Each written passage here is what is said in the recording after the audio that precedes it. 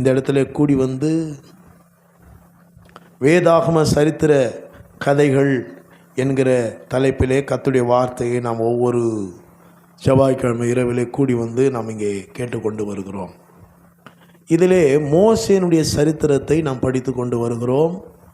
மோசே ஆண்டவர் வனாந்தரத்திலே ஆடு மேய்த்து கொண்டிருந்த பொழுது அவனை தெரிந்து கொண்டு எகிப்து தேசத்திலிருந்து அவர்களை விடுதலையாக்கவும் அந்த தேசத்திலிருந்து அவர்களை நீக்கவும் பாலும் தேனும் ஓடுகிற நல்லமும் விசாலமான தேசத்துக்கு கொண்டு போய் சேர்க்க நான் இறங்கினேன் என்று சொல்லி அங்கே மோசேக்கு ஆண்டவர் எரிகிற செடியிலிருந்து தம்மை வெளிப்படுத்தினார். எகிப்தியரின் கைக்கு விடுதலையாக்க, அந்த தேசத்திலிருந்து நீக்க, பாலும் தேனும் ஓடுகிற நலமும் விசாலமுமான தேசத்தில் கொண்டு போய் சேர்க்க. இந்த 3 காரியங்கள் நமக்கும் இன்னைக்கு ஒத்துப்போகிற காரியமாக இருக்கிறது. மோசேயையும் ரெசம்பிளன்ஸ் என்று சொல்லி வேதாகம வல்லுநர்கள் சொல்லுகிறார். மோசேயுடைய வாழ்க்கையும் இயேசு கிறிஸ்துவின் வாழ்க்கையும் ஒப்பிட்டு பார்க்கலாம். மோசேயின் வாழ்க்கையில் நடந்தது தான் இயேசுவினுடைய வாழ்க்கையில் நடந்தது. மோசேயை கூட அங்கே பிறந்த பொழுது குழந்தைகள் எல்லாம் சாகடித்தார்கள். இயேசுவை பிறக்கும் பொழுதும் குழந்தைகளை சாகடித்தார்கள். அப்போது இந்த மோசே ஆண்டவர் அழைத்தது நம்மையும் அழைத்ததற்கு அடையாளமாக இருக்கிறது. இயேசுவை எதற்கு தேவன் இந்த பூமிக்கு அனுப்பினார்? ஒரு மனிதனை மதத்திலிருந்து மாற்ற அல்ல, ஒரு மதத்திலிருந்து இந்த மதத்தில் சேர்க்க அல்ல. இயேசுவை எதற்கு அனுப்பினார்? எகிப்தியரின் கைக்கு விடுதலையாக்க. ஆக எகிப்து என்று சொல்லும் பொழுது அது பிசாசை குறிக்கிறது.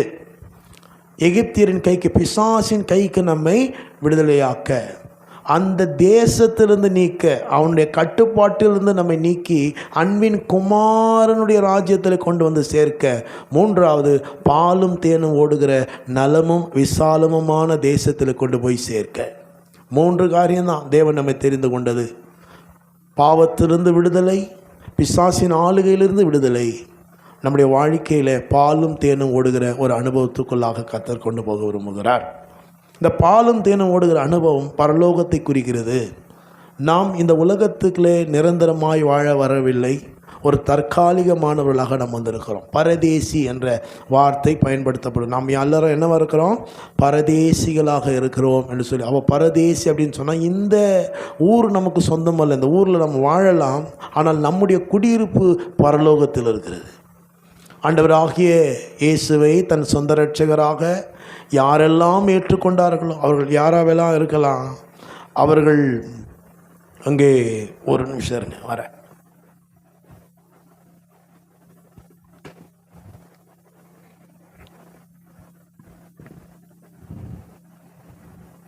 அது ஒன்றும் இல்லை.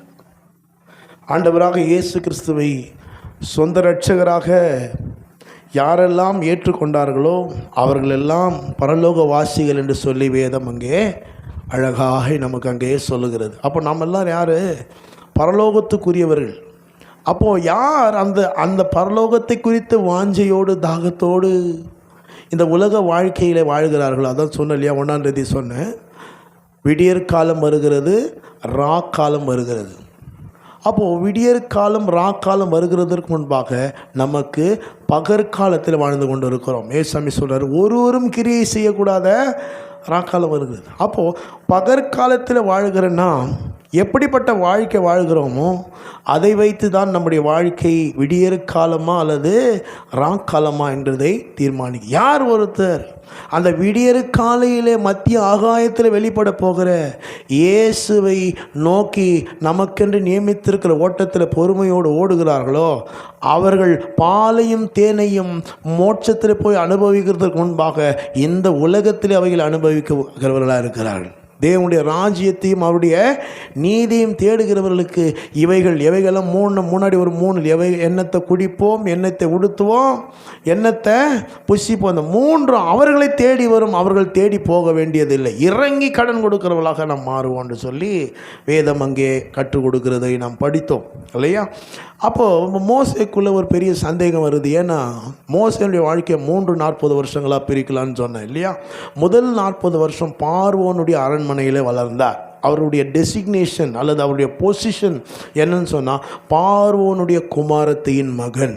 அப்படின்னா இப்படி சொல்லலாமா, அடுத்த இளவரசன், பட்டத்து இளவரசன் பட்டத்துக்கு வரக்கூடிய இளவரசர்களில் ஒருவர். இன்னும் கேட்டால் பார்வோனை தெய்வமாக அவர்கள் வணங்கினார்கள். குட்டி தெய்வம்னு கூட சொல்லலாம். ஒரு அதிகாரத்துடைய மையமாக இருந்தார். யார்? மோசே. அவர் 40 வயது ஆகும் பொழுது தன்னுடைய சகோதரர்களுக்கு நியாயம் செய்யலான்னு வராரு. ஆனால் அந்த சகோதரர்களை அவரை உதாசீனப்படுத்தி அவரை காட்டி கொடுக்கிறார்கள். பயந்து அவர் எங்கே போகிறாரு? வனாந்திரத்துக்கு ஓடி போகிறார். அங்கே எத்திரோவினுடைய மகள்களை பார்க்கிறார். அந்த மகள்களுக்கு, அவருடைய ஆடுகளுக்கு தண்ணீர் காட்டுகிறார். ஆகவே அந்த எத்திரோ தன்னுடைய மகளை மோசேக்கு மனம் முடித்து வைக்கிறார். இப்போ அடுத்த 40 வருஷம் வனாந்திரத்தில் அவர் ஆடு மேய்க்கிறார். ஆடு மேய்த்து கொண்டிருக்க அந்த 80வது வயதில் கர்த்தர் தரிசனமாகிறார் அவர். இப்போ இவருக்கு என்ன சந்தேகம்னு சொன்னால், நல்லா இருக்கும்போது நான் நியாயம் செய்ய பார்த்தேன், ஆனால் என்னால் ஒன்றும் முடியல. இப்போ எல்லாத்தையும் இழந்து நிற்கதியாக ஓட்டாண்டி அன்னிக்கிறேன், இப்போ என்னை கூப்பிட்றீங்களே. அந்த சந்தேகம் நியாயமான சந்தேகம் நான் நினைக்கிறேன். மோசேயுடைய சந்தேகம் நியாயமான சந்தேகம் நான் நினைக்கிறேன். ஆனால் கர்த்தர் பாருங்கள், எப்பவுமே நல்லா கவனிங்க, கர்த்தர் எப்பவுமே தாழ்ந்து உள்ளவர்களை, ஆற்றல் உள்ளவர்களை தெரிந்து கொள்வதில்லை. ஒன்றுமே இல்லாதவர்களை தெரிந்து கொண்டு அவர்களை தாழ்ந்து உள்ளவர்களாய் ஆற்றல் உள்ளவரை மாற்றார். வேதம் சொல்லுது, உலகத்திலே உள்ளவைகளை வெட்கப்படுத்தும்படி இல்லாதவைகளை தெரிந்து கொள்கிறாராம். ஞானிகளை வெட்கப்படுத்தும்படி பைத்தியமானவைகளை தெரிந்து கொள்கிறாராம் ஆண்டவர். ஆமேன்னு சொல்லலாமா? ஆகவே எனக்கு ஒன்றும் வரலைங்க, எனக்கு ஒன்றும் தெரியலன்னு நினைக்கிறீங்களா? கவலைப்படாதீங்க. கர்த்தருடைய வாழ்க்கையில் அதிகமாக கிரியை செய்கிற ஒரு நேரம் அதுதான். ஆமேன்னு சொல்லுங்கள், ஆமேன்னு சொல்லுங்கள். பிள்ளைகளை குறித்து கூட கவலைப்படாதீங்க. என் பிள்ளை சரியாக படிக்க மாட்டுது, சாமர்த்தியமாக இல்லாட்ட கவலைப்படாதீங்க. அப்படின்னா கர்த்தர் அந்த குழந்தைய எடுத்து பயன்படுத்த போகிறார்னு அர்த்தம். ஆமேன்னு சொல்லுங்கள், அல்லேலூயா சொல்லுங்கள். அப்போது இங்கே மோசேக்கு ஆண்டவர் சொல்கிறாரு, யாத்திராகம் 7:1, பார், நான் உன்னை பார்வோனுக்கு உன்னை தேவனாக்கிட்டேன். இங்கே மோசே தன்னுடைய இயலாமையை பார்த்துக்கிட்டு இருக்கிறாரு. ஆனால் கர்த்தர் சொல்கிறாரு, பார்வோன் உன்னை பார்த்து பயந்துட்டு இருக்கிறான். பார்வோனுக்கு உன்னை நான் என்ன பண்ணிட்டேன்? தேவனா வச்சுட்டேன்னு சொல்லிட்டு சொல்கிறாரு. இன்னொரு காரியத்தை சொல்ல, நீ போ, தைரியமாக பேசு. நீ சொல்கிறத உன் சகோதரனாகிய ஆரோன் அங்கே பார்வோனிடத்தில் பேச வேண்டும், ஜனங்கள்கிட்ட பேச வேண்டும். நீ பேசாத, அவன் பேசட்டும். ஆனால் இன்னொரு காரியத்தை சொல்கிறாங்க, பார்வோனுடைய இருதயம் கடினப்படும்.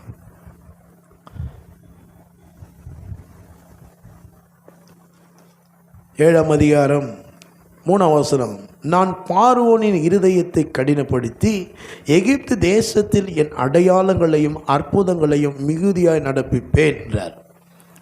அப்போ நான் தான் கடினப்படுத்துகிறேன். நம்முடைய வாழ்க்கையில் பாருங்களேன், இது கொஞ்சம் யோசிக்க வேண்டிய ஒரு விஷயம். ஆண்டவர் போய் ஜனங்களை விடுதலையாக்குன்னு சொல்லவும் சொல்கிறாரு.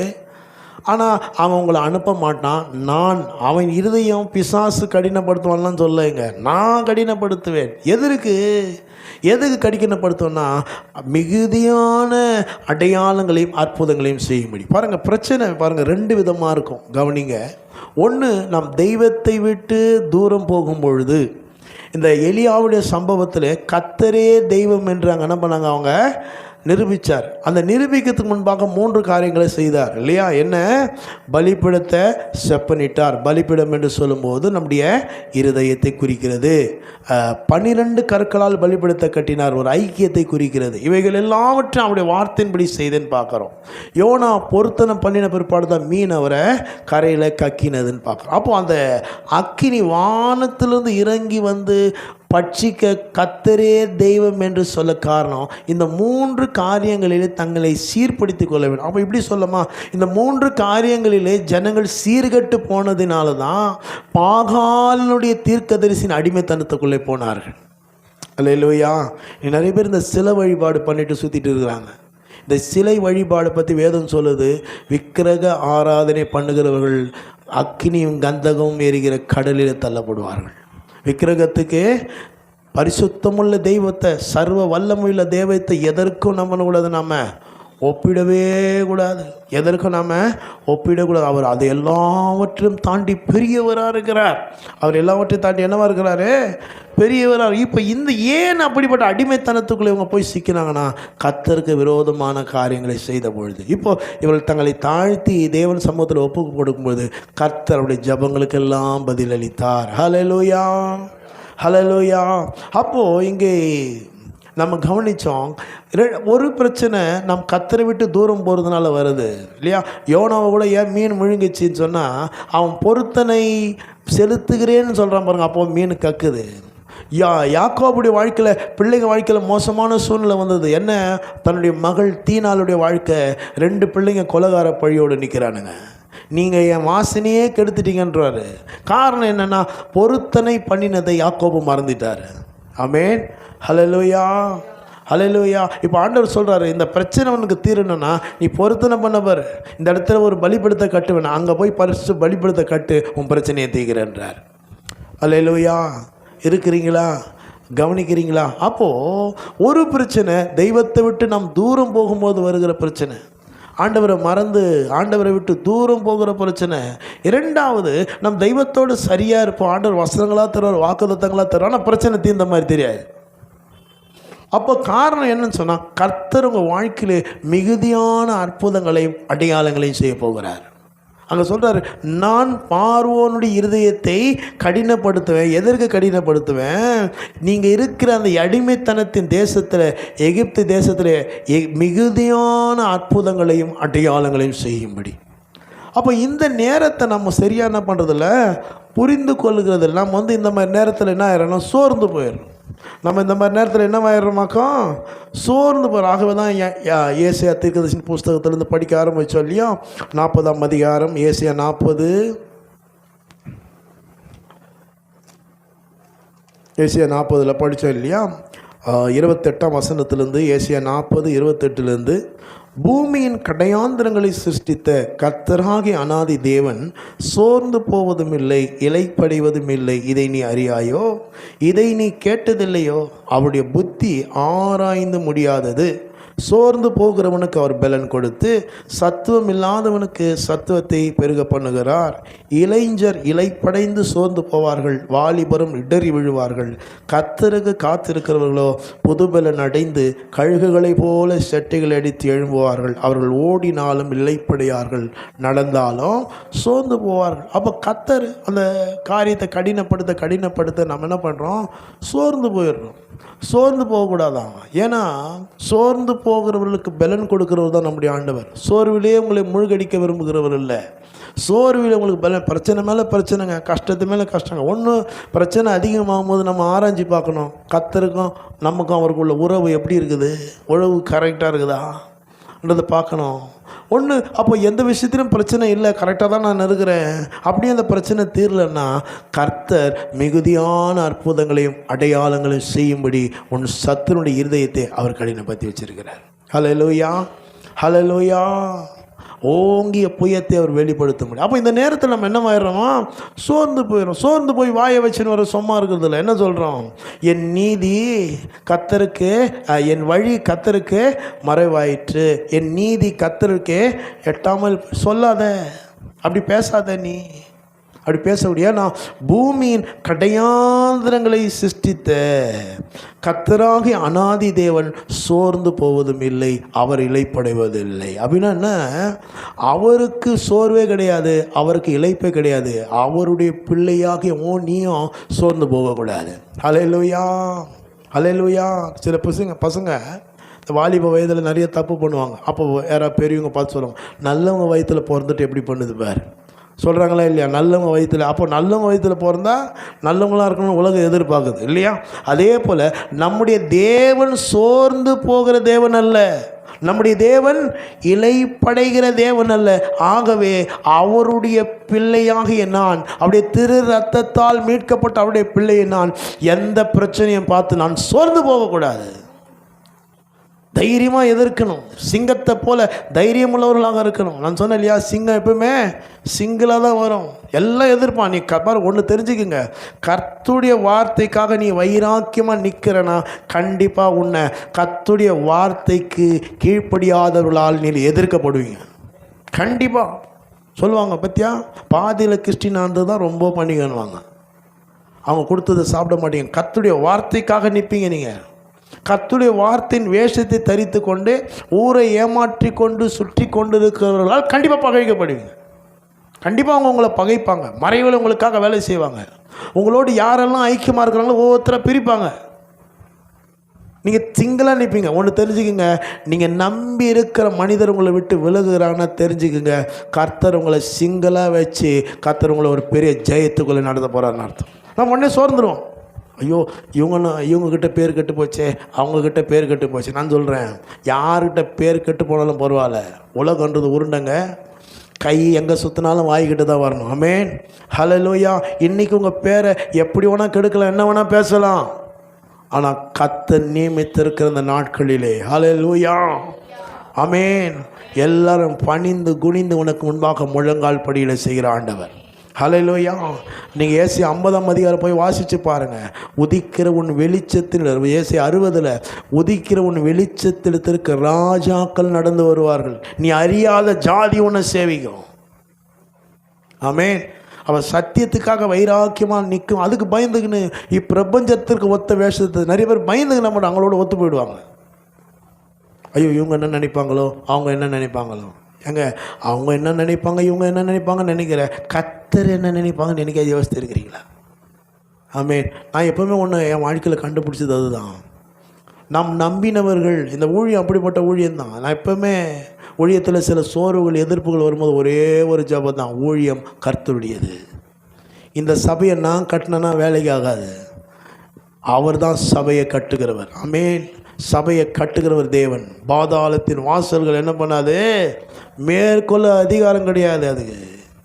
அப்போ இந்த ஊழியத்தை நிறைய பார்த்தேன். இவங்க நமக்கு உதவி செஞ்சிருவாங்க, இவங்க நமக்கு ஹெல்ப்பாக இருப்பாங்க, இந்த ஊழியத்தை கட்டி எழுப்பிடலாம், அதை பண்ணிடலாம், இதை பண்ணிடலாம். கடைசியில் அவங்க தான் நமக்கு வைப்பாங்க பெரிய ஆப்பா. சோர்ந்து போகாதீங்க. ஆமென், ஹல்லேலூயா. கர்த்தர் வேறு எங்கிருந்தாவது நமக்கு ஜெயத்தை கொண்டு வருகிறார். சிங்கிளாக உட்கார வைக்கிறாருன்னா தெரிஞ்சுக்கங்க. ஆமென் சொல்லுங்கள், ஹல்லேலூயா சொல்லுங்கள். இத்தனை ஆண்டு காலம், 14 ஆண்டு காலம் இந்த ஊழியத்தில் இன்றைக்கும் சிங்கிளாக யாரையும் நம்பி இல்லை. நான் நிறைய பேரை பார்த்துட்டேன். இவங்களை கவுக்கலாமா, அவங்கள கவுக்கலாமா, அவங்கக்கிட்ட போய் கையை கட்டி நிற்கலாமா. இவங்க வீட்டில் வேலை செய்கிறாங்க ஊழியக்காரங்க, போயிட்டு யாரோ பெரிய வீட்டு வேலை எனக்கு கொடுங்க, நான் வேலை செய்கிறேன், ஏன்னா எதை கவனிப்பாங்க, சபையை கட்டி கொடுப்பாங்க. நம்மக்கிட்ட இருக்கிற ஸ்பெஷலே அதுதான். இன்றைக்கும் எங்கே போனாலும் நமக்கு மதிப்பு என்னென்னா, ஒரு சகோதரன் சொன்னாராம், 500 ரூபா கொடுத்தா வந்துடுவார் அவர். அப்போ அந்த ஜேக்கப் என்னன்னு ஒருத்தர் வருவார் இல்லையா நம்ம சர்ச்சுக்கு, அவர் சொல்லிக்கிறார், பாஸ்டர் பொய் சொல்லாதீங்க, அவரை பற்றி எனக்கு தெரியும், நான் 75,000 வச்சுக்கிட்டு சர்ச்சு கட்டவான்னு கூப்பிட்டேன், அதுக்கே வரல அவர். ஆமென் சொல்லுங்கள். நம்முடைய சாட்சி எப்படி இருக்குன்னா, அவர் சும்மா ஒரு இடத்துல வந்துட மாட்டார். ஹல்லேலூயா, ஹல்லேலூயா, ஆமென். சிங்கிளாக நிற்கிறீங்கன்னாவே தெரிஞ்சுக்கிங்க, கர்த்தர் ஒரு மகத்தான காரியங்களுடைய வாழ்க்கையில் செய்ய போகிறார். அப்போ அவர் சோர்ந்து போகலைங்க. நீ சந்திக்கிற பிரச்சனையில் சோர்ந்து போகாத. பாருங்க, பைபிள் உலகத்தில் சொல்லுவாங்க பழமொழி, விருந்தும் மருந்தும் 3 நாள் தான். ஆமென் சொல்லுங்கள், சொல்லுங்கள். நான் சாமேன்னு சொன்னால் சொல்லணும், விஷயம் இருக்குது. ஆமென். ஒரு இடத்துல நல்லா கவனிக்கிறாங்கன்னு நினச்சி அங்கேயே ஸ்டாண்டர்டாக டேரா போடலான்னு நினைக்காத, 3 நாள் தான். அதே மாதிரி மருந்து கூட 3 நாள் தான். நான் சொல்கிறேன், உன் வியாதி கூட 3 நாள் தான். 3 நாளுக்கு மேலே உங்கள்கிட்ட வாழ, அது எப்படிப்பட்ட வியாதியாக இருந்தாலும் சொல்லி, கர்த்தருடைய பிள்ளைகள் நான் சொல்கிறேன், 3 நாளுக்கு மேலே உங்கள் வீட்டில் வாழாட்ட முடியாது. ஹல்லேலூயா. 3 நாள் தான் டைம். ஏன் 3 நாள்? ஏசாமி முதல் நாள் மரித்தார், அடக்கம் பண்ணப்பட்டார், 3ஆம் நாள் உயிர்த்தெழுந்தார். அப்போ பிரச்சனை வாக்கும், சோர்ந்து போகாத. நான் ஒன்றே நினைக்கிறது எப்பவுமே, என் தேவன் சோர்ந்து போகிறது கிடையாது, ஆகவே நான் சோர்ந்து போக மாட்டேன். என் தேவன் இலைப்படைவதில்லை, நானும் இலைப்படைய மாட்டேன். கண்டிப்பாக எங்கிருந்தாவது கண்டிப்பாக வழி பிறக்கும். எனக்கு தான் ஒரே வழி நான் நினச்சின்னுக்கிறேன், எங்கேருந்து தான் உதவி வரும். ஆனால் கர்த்தருக்கு 1000 வழி இருக்குதுங்க. அறியாத தெரியாத இடத்துலேருந்து கர்த்தர் ஒத்தாசி அனுப்ப வல்லவராக இருக்கிறார். அப்போ அவர் சோர்ந்து போகிறதில்ல. நான் என்ன பண்ணக்கூடாது, சோர்ந்து போகக்கூடாது. இளைஞர் இலைப்படைந்து சோர்ந்து போயிடுவாங்க. இளைஞர்னால் எப்படி இருப்பாங்க தெரியலையா? எவ்வளோ ஷார்ப்பாக இருப்பாங்க, பைக்கு மேலே தூக்குவாங்க. அவங்க கூட சோர்ந்துருவாங்களாம் சில நேரத்தில். ஆனால் கர்த்தருக்கு காத்திருக்கிற அனுபவம் உனக்கு இருக்குன்னு சொன்னான். ஆமென் சொல்லுங்கள். உடனே உங்களுக்கு விரோதமான உடனே பதில் கொடுத்துனுங்க, அமைதியாக விட்டுருங்க. அதுதான் கர்த்தருக்கு காத்து இருக்குது. ஹல்லேலூயா. எங்களை பாருங்கள், கற்றுக்குங்க. எங்கேயாவது போய் நின்று பிரச்சனை பண்ணதை பார்த்துக்கிறேன், எவ்வளோ பேசுகிறாங்க. என்ன நினைக்கிறீங்க? காது கொடுத்து கேட்க முடியாத அளவுக்கு பேசுவாங்க, காதில் வாங்கவே மாட்டோம். ஆமென் சொல்லுங்கள். ஏன்னா நாங்கள் யாருக்கு காத்திருக்கிறோம்? கர்த்தருக்கு. நீங்கள் யாருக்கு காத்திருக்கிறீங்க? கர்த்தருக்கு காத்திருப்பீங்கன்னு சொன்னால் கர்த்தர் புது பலனை தந்து ஹல்லேலூயா கழுகுகளை போல செட்டைகள் எடுத்து எழுமை செய்வார். கழுகு காற்றை எதிர்த்து பறக்காது, காற்றுக்கு மேலே பறக்கும். ஆமென் சொல்லுங்கள். கர்த்தர் பிரச்சனையினூடாக உன்னை நடத்துகிற நிலை போய் பிரச்சனைக்கு மேலே உன்னை பறக்க விட்டுருவார். ஹல்லேலூயா. அப்போ அவர் சோர்ந்து போகிறது நான் என்ன பண்ணக்கூடாதாக்கும்? சோர்ந்து போகக்கூடாது. பாருங்கள், வேதத்தில் சோர்ந்து போன ஒரு 3 பேரை பற்றி நம்ம இன்றைக்கி சுருக்கமாக சொல்கிறேன். நான் அடுத்த வாரம் ரொம்ப விலாவரியாக பார்க்கலாம். முதலாவது யோனா சோர்ந்து போகிறார். யோனா எதுக்கு சோர்ந்து போகிறார்னா, ஆண்டவர் அந்த நினிவே பட்டணத்துக்கு அழிவு, அந்த நினிவே பட்டணத்தாருடைய பாவம் ரொம்ப பெருசாகிடுச்சுப்பா, போய் இந்த ஊரை நான் அழிக்க போகிறேன்னு சொல்லு அப்படின்னு சொன்னால் அவன் போகல. ஏன்னா இவரை பற்றி தெரியும். அதே மாதிரி போய் சொல்கிறான். அங்கே அந்த ஜனங்கள்லாம் மனம் திரும்புகிறாங்க. ஆண்டவர் என்ன பண்ணுறாரு? மனம் இருக்கிற இவர் கோவம். யோனா 4ஆம் அதிகாரம் 1ஆம் வசனத்தில் வந்து வாசிக்கிற கவனிங்க. யோனாவுக்கு இது மிகவும் விசனமாக இருந்தது. அவன் கடும் கோபம் கொண்டான். யார் மேலே? ஆண்டவர். எனக்கு இந்த வசனம் வாசிக்கும் போது ரொம்ப பிடிக்கும். பாருங்கள், ஆண்டவர் மேலேயே அவன் கடும் கோபம் கொண்டார்னா ஆண்டவர் யோனாவோடு எவ்வளோ பழகியிருப்பார் பாருங்கள்.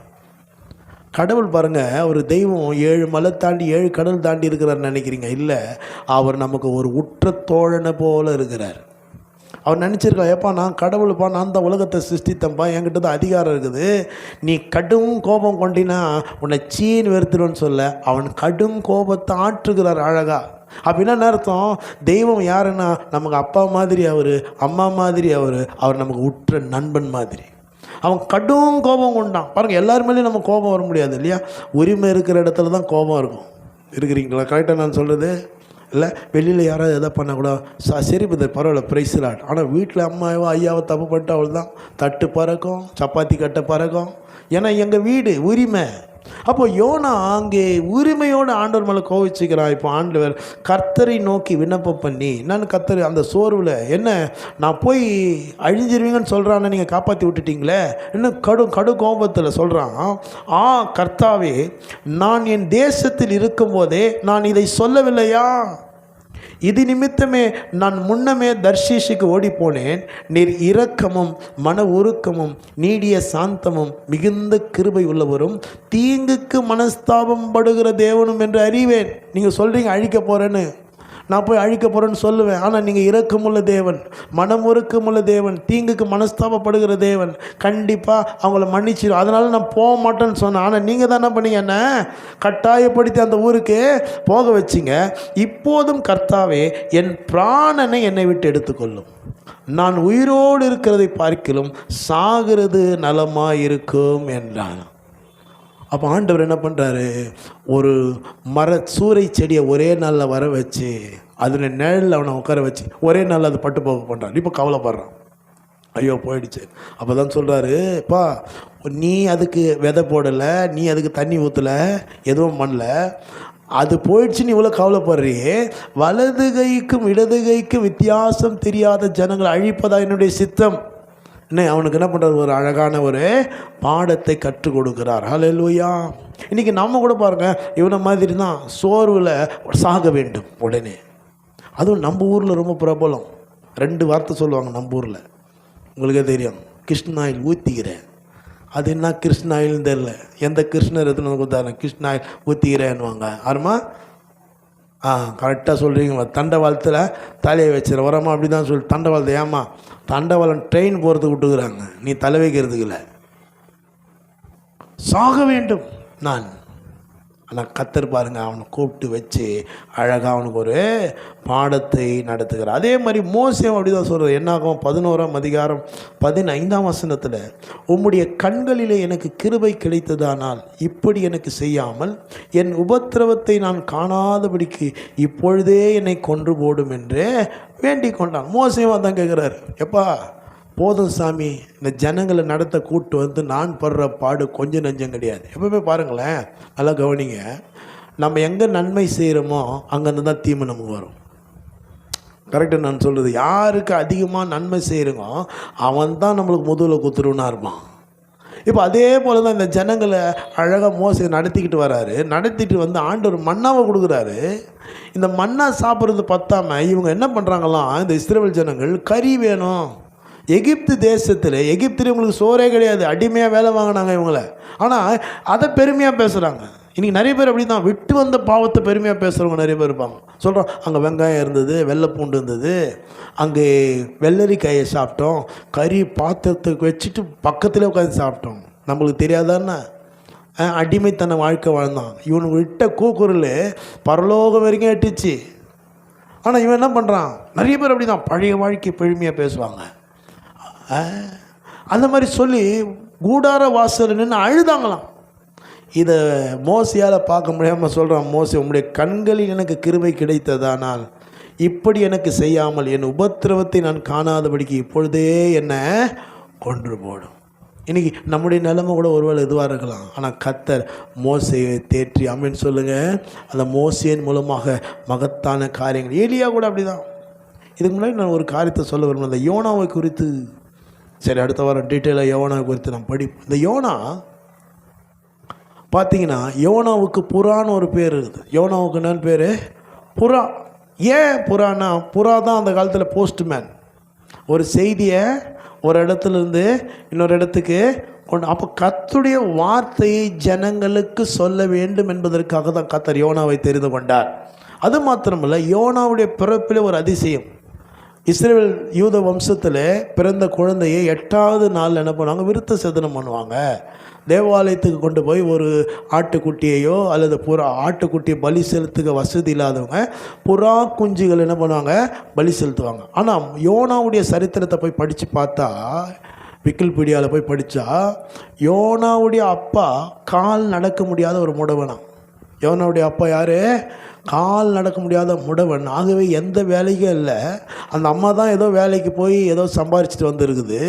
ஆகவே யோனா பிறந்த பொழுது ஒரு புறா குஞ்சை வாங்கி கூட யோனாக்காக பலி செலுத்த வசதி இல்லாதவங்க தான் யோனாவுடைய குடும்பம். அப்படிப்பட்ட நிலையிலே இந்த அம்மா ஒரு முடிவு பண்ணுது, போய் ஆசாரியங்கிட்ட சொல்லலாம், எங்களுக்கு பலி செலுத்துறதுக்கு வசதி இல்லை, நீங்கள் ஏதாவது அரேஞ்ச் பண்ண முடியுமான்னு கேட்கறதுக்கு போகிறாங்க. யோனாவை அந்த ஆசாரியன்கிட்ட கொண்டு போகும்பொழுது கர்த்தர் என்ன பண்ணாராம், 2 புறாவை, கவனிங்க, 2 புறாவை ஆசாரனுடைய 2 தோல்லே வந்து உட்கார வச்சாராம். ஆமென் சொல்லுங்கள். அதை எடுத்து அந்த ஆசாரம் பலி செலுத்தி அப்போ தான் பேர் வச்சாங்களாம், யோனான்னு பேர் வச்சாங்களாம். யோனான்னு சொன்னால் புறா என்ற அர்த்தம். இப்படி யோனாவுடைய வாழ்க்கையில் அற்புதம் செய்த ஆண்டவர் கடைசியில் யோனா என்ன பண்ணுறான், நான் சாகிறது நலமாக இருக்கணும், இல்லைப்பா உன்னை கொண்டு நான் என்ன பண்ண போகிறேன், பெரிய காரியங்களை செய்வேன். இதே மோசே கூட தண்ணீரிலிருந்து எடுக்கப்பட்டவன். மோசே கூட சொன்னான், ஐயா எப்பா இந்த ஜனங்கள் என்னால். உடனே ஆண்டவர் என்ன பண்ணுற, ஒரு ஐடியா பண்ணி அவனுடைய மாமனாரை வர வச்சு 10 பேருக்கு ஒரு அதிபதி, 50 பேருக்கு ஒரு அதிபதி, 100 பேருக்கு ஒரு அதிபதி, 1000 பேருக்கு ஒரு அதிபதின்னு வச்சு அந்த ஜனங்களை நியாயம் விசாரிக்க செய்தார். கடைசி அந்த எலியாவுடைய சம்பவத்தில் பார்க்கும்போது அந்த பாகால் தீர்க்கதரிசிகளை எதிர்த்து ஒரு நாள் முழுதும் உற்சாகமாக இருக்கிறான் எலியா. மாலையிலே வானத்திலிருந்து அக்கினி இறங்கி அந்த பலியை பட்சித்துப்படுது. இவன் பாகால் தீர்க்கதரிசியுடைய 450 பேரை வெட்டி போடுறான்.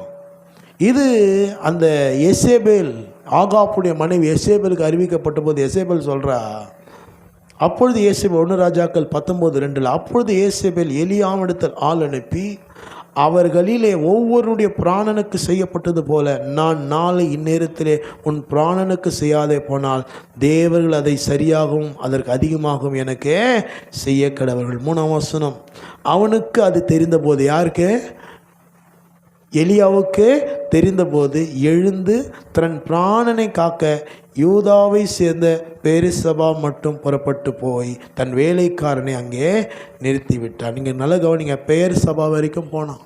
இப்போ தான் தைரியமாக தில்லா பாகால் தீர்க்கதரிசியை வெட்டினான். வானத்திலிருந்து அக்கினி இறங்குறத பார்த்தான். ஆனால் என்ன பண்ணுறான், இப்போ அந்த ஏசேபேலுக்கு திடீர்னு பயந்துட்டு அவன் பெயர் சபா வரைக்கும் போனான்னு இருக்குது இல்லையா. அவன் எங்கேருந்து போனான்னா கர்மேலிலேருந்து பெயர் சபா வரைக்கும் போனான். அப்போ வரலாற்று ஆசிரியர்கள் சொல்கிறாங்க ஒரு 30 மைல் தூரம் இருக்கும்ன்றாங்க. ஒரு நாள் பிரயாணம். இங்கேருந்து தாம்பரம் வரைக்கும் நினச்சிக்கலாம். நடந்தே போனான். அப்போ எவ்வளோ டயர்டாக இருக்கும் பாருங்கள் அவனுக்கு. போய் ஒரு அவன் வனாந்திரத்தில் ஒரு நாள் பிரயாணம் போய் ஒரு சூரை செடியின் கீழ் உட்கார்ந்து தான் சாக வேண்டும் என்று கோரி, போதும் கர்த்தாவே, என் ஆத்துமாவை எடுத்துக்கொள்ளும், நான் என் பிதாக்களை பார்க்கிலும் நல்லவன் அல்ல என்று சொல்கிறான். ஆனால் கர்த்தர் என்ன தெரியுமா பண்ணார்?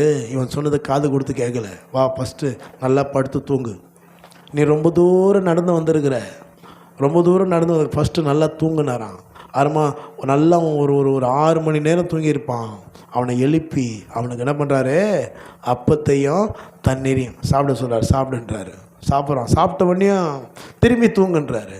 அவனுக்கு நல்ல ரெஸ்ட்டு கொடுத்து திரும்ப எழுப்பி இப்போ அப்பத்தையும் தண்ணீரையும் கொடுத்து சொல்கிறாருப்பா, இதுக்கே நீ சோர்ந்து போயிடாத, நீ போக வேண்டிய தூரம் வெகு தூரம், உன்னை கொண்டு நான் செய்ய போகிற காரியம் ரொம்ப ரொம்ப ரொம்ப ரொம்ப ரொம்ப பெருசு. ஹல்லேலூயா.